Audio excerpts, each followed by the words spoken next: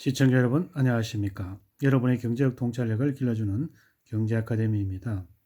지금부터 오늘의 경제아카데미 방송을 시작하겠습니다. 오늘은 2020년 2월 11일 중앙일보 24면 김정식의 이코노믹스 새 국면 접어든 중국의 국제금융 전략 디지털 위안화 앞세워 미국 달러화 패권에 도전한다 라는 제목을 가지고 살펴보도록 하겠습니다. 중국은 원래 중앙은행인 인민은행이 디지털 통화를 발행해 일부 지역에서 현재의 위안화와 함께 병행 사용하겠다고 발표했다. 3년 전 비트코인 광풍이 불 때 디지털 통화 거래를 금지했던 중국이 세계 최초로 디지털 통화를 발행하겠다더니 세계의 관심이 집중되고 있다. 다양한 고려가 있겠지만 그 중에서 위안화 국제화를 비롯한 중국의 국제금융 전략이 가장 중요한 배경이라고 할 수 있다. 이러한 변화의 배경은 디지털 시대의 도래이다. 그동안 화폐는 변천을 거듭했다. 과거에는 금화, 은화와 같은 상품 화폐가 널리 통용됐고 지금은 중앙은행이 찍어낸 불환 지폐가 일반화됐다. 그러나 정보통신 기술의 발전은 이제 지폐에서 디지털 통화로 변화를 이끌고 있다. 블록체인이 디지털 통화의 위변조 우려를 해소하면서이다. 블록체인을 사용하는 디지털 통화는 결제 과정에서 중개기관 역할을 하는 시중은행을 건너뛰면서 거래 비용 감소와 함께 결제 편의도 높였다. 이런 배경에서 종이 화폐의 종언에 대한 전망도 나오고 있다. 그러나 디지털 통화는 많은 문제점이 있다. 먼저 가치가 불안정하다. 화폐의 역할을 하기 위해서는 가치가 안정되어야 하지만 비트코인과 같은 디지털 통화는 가격 변동성이 높아 수요가 늘어나기가 어렵다. 또 다른 문제는 금융과 재정에서 정부의 통제력이 약하다는 점이다. 민간이 발생하는 디지털 통화는 정부가 통화량을 조정해 통화 가치를 안정시킬 수 없고 재정 정책도 제약을 받게 된다. 금융시장이 혼란에 빠졌을 때 중앙은행 최종 대부자 역할도 기대할 수 없다. 이런 이유에서 정부 입장에서 필연적으로 비트코인과 같은 민간 발행 디지털 통화를 규제할 수밖에 없다. 중국 비트코인 거래는 금지. 그러나 이보다 더 큰 문제는 익명성이다. 민간 발행의 디지털 통화는 블록체인이라는 공개된 장부에서 거래 내용이 모두 익명으로 처리된다. 이런 익명 때문에 마약 대금 결제, 자금 세탁, 불법 외환 거래의 가능성을 배제하지 못한다. 더구나 중국과 같은 사유재산을 인정하지 않는 사회주의 체제에서는 자본 유출로 인한 외환위기 우려도 빼놓을 수 없다. 중국 정부가 2017년 비트코인 거래를 금지한 것도 익명으로 자금이 대량 유출되면 외환 위기를 겪을 수 있다는 우려가 커졌기 때문이다. 한국 정부가 당시 비트코인 규제에 나선 사정도 비슷하다. 그러나 이런 점을 개선하면서 최근 디지털 통화가 다시 주목받고 있다. 민간이 발행하지만 통화 가치를 안정시킬 수 있는 스테이블 코인이 출현이 대표적이다. 페이스북이 개발 중인 리브라, 홍콩 비트파이넥스의 테드, JP 몰건 체이스의 미즈호의 J코인 등이 그것이다. 이들 스테이블 코인은 미국 달러와 일본 엔화 등과 연계되어 있어 가치의 변동성이 낮다. 여기서 더 나아가 민간이 아니라 중앙은행이 발행함으로써 익명성도 해소한 디지털 통화가 바로 중국 인민은행이 발행하려는 중앙은행의 디지털 통화의 장점을 살리면서 익명성과 가치 불안정, 민간 발행의 문제점을 모두 해결한 새로운 통화이다. 중앙은행 디지털 통화는 중국뿐 아니라 유럽 중앙은행이나 캐나다 등에서 발행을 검토하거나 연구를 진행하고 있다. 중국이 세계 최초로 중앙은행 디지털 통화를 발행하려는 의도는 무엇일까? 여기에는 중국의 국제금융 전략이 숨겨져 있다. 중국의 전략은 미국의 국제금융 전략과 연관되어 있다. 미국은 지금 중국과 무역 전쟁을 벌이고 있다.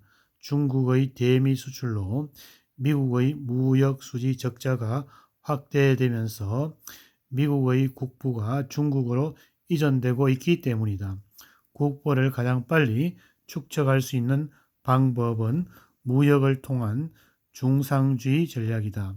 중국은 중상주의 정책에 의해 위안화 환율을 높여 수출을 늘려 국부를 축적하려고 하고 미국의 국부를 유출을 막기 위해 국제금융 전략을 사용하고 있다. 미국의 자본 자유화 요구 거부. 미국이 사용하는 전략은 환율 조작국으로 지정하거나 변동 환율 제도를 선택하게 해 환율을 높이지 못하게 하는 방법이다. 변동 환율 제도를 선택하면 무역 수지 흑자로 외환 공급이 늘어날 경우 환율이 낮아질 수 있기 때문이다. 또 다른 방법은 자본 자유화이다. 자본 자유화가 될 경우 미국의 경쟁력 있는 금융 상품화를 수출할 수 있으며 시장국의 자본 유입으로 환율이 하락해 수출 경쟁력이 약화될 수 있다. 미국은 최근까지 이러한 국제금융 전략으로 한국과 일본 등의 대미 무역 흑자국을 관리해 왔다. 한국도 1980년 후반 대규모의 대미 무역 수지 흑자를 내자 1990년부터 환율 제도를 변동 환율 제도로 바꾸었고 1992년에는 자본 자유화를 실시했다. 중국은 이미 한국의 경험을 교훈 삼아 1997년 아시아 외환 위기 직후 환율 제도를 고정 환율 제도로 변경했고 아직도 자본의 자유화를 하지 않고 있다. 이렇게 보면 중국은 현명하게 미국의 국제금융 전략에 대응했다고 볼 수 있다. 그러나 중국은 미국의 또 다른 전략으로 어려움을 겪고 있다. 미국은 중국이 변동환율 제도를 선택과 자본 자유화를 하지 않자 기축통화국의 장점을 이용해 통화량을 늘리는 양적 완화 정책으로 대응했고 결과적으로 달러화의 가치는 하락하면서 위안화 평가 절상되는 문제점이 발생했다. 나아가 달러로 보유하고 있는 중국의 보유 외환 가치가 떨어지는 문제점에 봉착하게 됐다. 여기에 최근에는 미국의 보호무역 장벽을 높이면서 미중 간의 경제 갈등도 깊어지고 있다.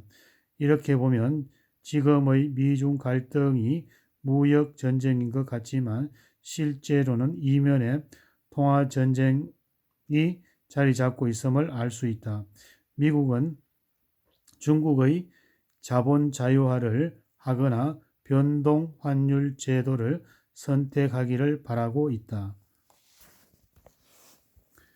2027년까지 아시아의 기축 통화를 노린다. 중국은 기축 통화국인 미국에 대응하는 방법으로 위안화 국제화를 추진하고 있다. 실제로 중국은 위안화 국제화를 위하여 30년 계획을 3단계 걸쳐 수립했다. 2008년부터 2017년까지는 아시아 역내 국가가 위안화를 사용하게 하는 1단계이고 2018년부터 2027년까지 위안화가 아시아 역내 기축 통화될 수 있도록 2단계 전략을 수립했다.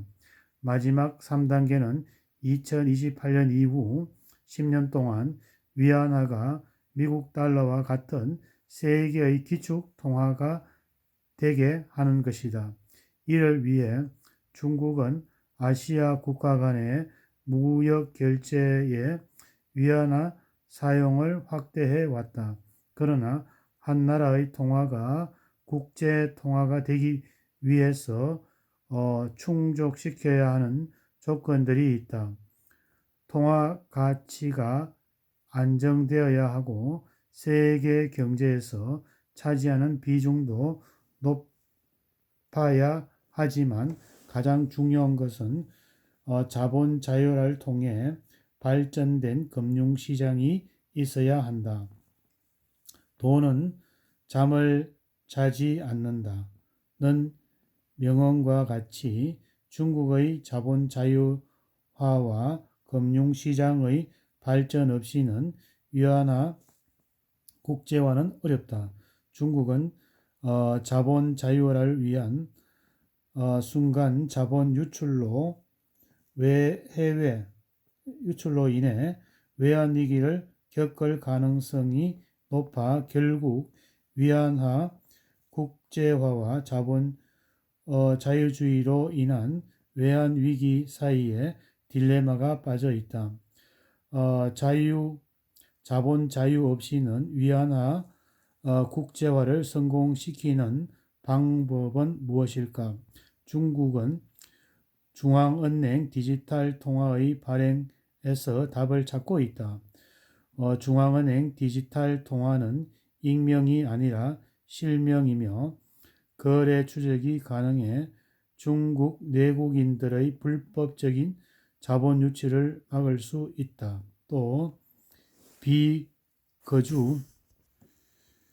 또한 비거주자의 무역 결제나 자본 거래에 있어서 위안화 사용이 늘어나 위안화 국제화를 진전시킬 수 있다.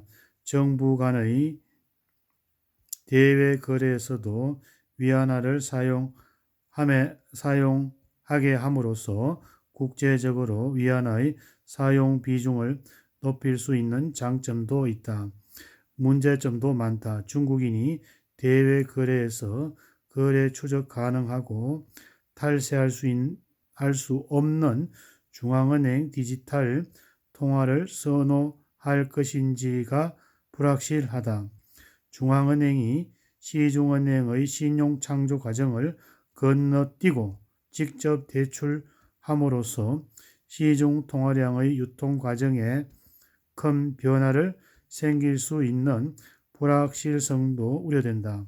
대외 의존도가 높은 한국 경제는 중국의 중앙은행 디지털 통화 진전 과정과 국제 통화 질서의 변화를 주시할 필요가 있다. 오늘은 디지털 위안화 앞세워 미국 달러 패권에 도전한다 라는 제목을 가지고 살펴보았습니다. 오늘의 정보가 여러분의 발전에 도움이 되기를 기원합니다. 감사합니다.